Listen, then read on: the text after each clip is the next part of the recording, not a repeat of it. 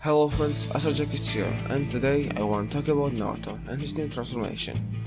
But before starting this video, I wanna ask you all to like this video and subscribe to the channel for more, cause I spent a lot of time and effort in these videos and would appreciate if you did that. Anyway, I hope all of you have a great day. Now let's start the video. In the previous manga chapter, we got to know that Ishiki can kill Boruto. Of course, fans were looking forward to seeing Boruto act as a human shield to continue protecting Sasuke in this chapter. However, what ended up happening was quite unexpected and showed how much Boruto has grown as a character. It was clear such a threat wasn't going to work on Ishiki, but it was still cool to see Boruto displaying what kind of young ninja he had become. He's ready to make tough decisions to ensure everyone else remains safe. I was kinda surprised that Momoshiki did not decide to take over Boruto's body. Ishiki being okay with hurting Boruto, he broke the kid's arm, but not killing him looked like the perfect opportunity for Momoshiki to appear again and battle it out with Ishiki. I think we might get to see such an event in upcoming chapters. This chapter also revealed many things about the Otsutsuki clan. For example, according to Amado, the 10-tailed beast was a seedling. It had to be fed an Otsutsuki for it to grow into the chakra tree and grow the chakra fruit. Otsutsuki clan members traveled in pairs because lower ranked one would be sacrificed to feed the 10-tailed beast. Kaguya was supposed to be such a sacrifice, but she betrayed Ishiki. Now Amado did state that the sacrificed Otsutsuki did not necessarily die. They could be resurrected through the karma mark. Now that made me very confused, because I don't really get the reason why Kaguya betrayed Ishiki when she had the option to go through the reviving process. I guess she just wanted to eat the chakra fruit and obtain immense power, or there could be some other reason, and I hope we will get more information about that in upcoming chapters. I also like that while Kaguya did not get a lot of development in Naruto manga, it's nice to see her character getting a couple of more layers in the Boruto storyline. Despite all of this Otsutsuki lore, I think the most important part of this chapter was new mode of Naruto. At the end of the chapter, Naruto said that he is ready to sacrifice himself for the village, and Kurama suggested him to use one last technique, so that his sacrifice won't be wasted, and unlike against Jigen, he could accomplish something in this battle. There is no official name for Naruto's new form yet, but some people in the community called KCM3, since it also seems to be some type of Kurama Chakra mode. It's supposed to be an ultimate technique, but the downside of using this form is that it may kill Naruto in the process. Before activating this new technique, Naruto talks to Kurama about it, and in base kicks Ishiki, sending him flying. Ishiki and Sasuke were surprised by Naruto's new form. Many people wonder why didn't Naruto use this technique in the past, for example in his battle against Jigen or Rinnegan Madara, when he was near death situation. And the truth is that Kurama hides this technique, because he does not want to lose Naruto. Jigen did not intend to kill Naruto back then, that's why Kurama didn't offer him using this power.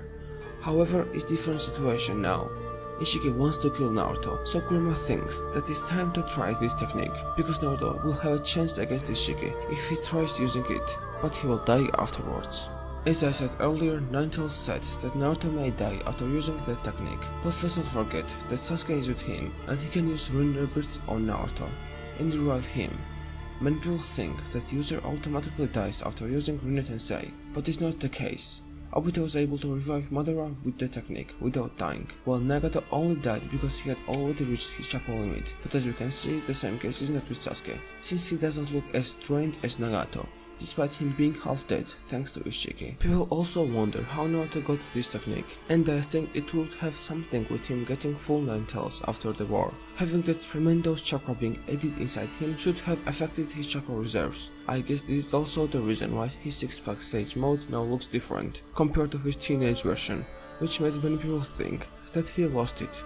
But as we know, it's not the case, and Naruto is still user of his 6-pack sage mode. However, it seems somehow, but I don't know how, this technique is stronger than 6-pack sage mode, since while transforming into this new mode, Naruto does not use his 6-pack mode. It's suggested by the fact that his eyes are not cross-like, while they normally are, while Naruto is using that mode. Also, I think Naruto has already used something like this in the past. In his battle against Sasuke, Kurama was gathering chakra for Naruto. In a couple of minutes, he managed to gather enough natural energy to rival Sasuke Uchiha, who had chakra of 9-tailed beasts, along with the second half of the 9 tails. And now Kurama did almost the same thing. Instead, he's at least twice as strong as he was back then, and he would be logically gather much more chakra than he did in a battle against Sasuke, where he said that he had absorbed every bit of chakra that was available at that time on Earth. So this number of chakra could be devastating even for Naruto, and too much for his body to handle. I guess he could be trying to merge with Nine Tails, similar to how he was trying to do that in the past while mastering Kurama Chakra mode, but failed. But this time I think he will succeed it. I will wonder how merged Naruto and Kurama will look like.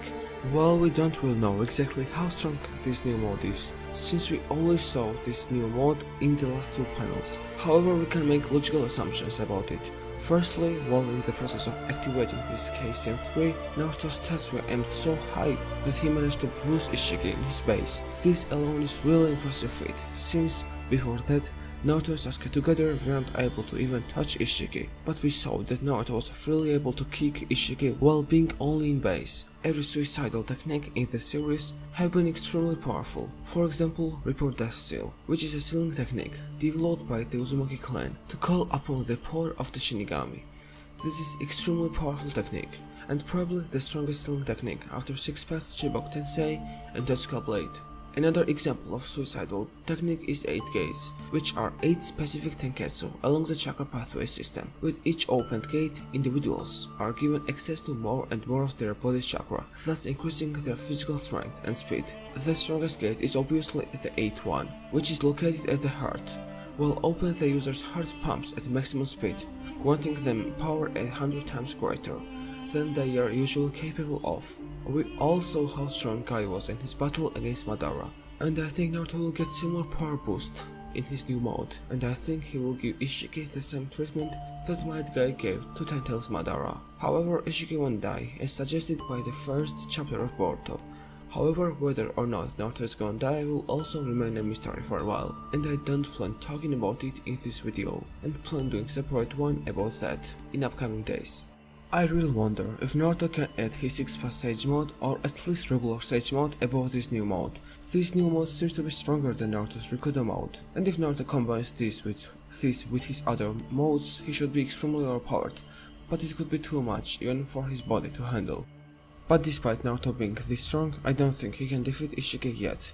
We know that Kara Leader has 10 tails in his sleeve, which is not absorbed by him yet. After absorbing his 10 tails chakra, similar to how Jigen did, he'll be still leagues above Naruto, and the 7th Hokage will definitely need power of Sasuke and Boruto with his Otsutsuki mode. Anyway, I guess this is all for today. What do you think? How strong is this new mode?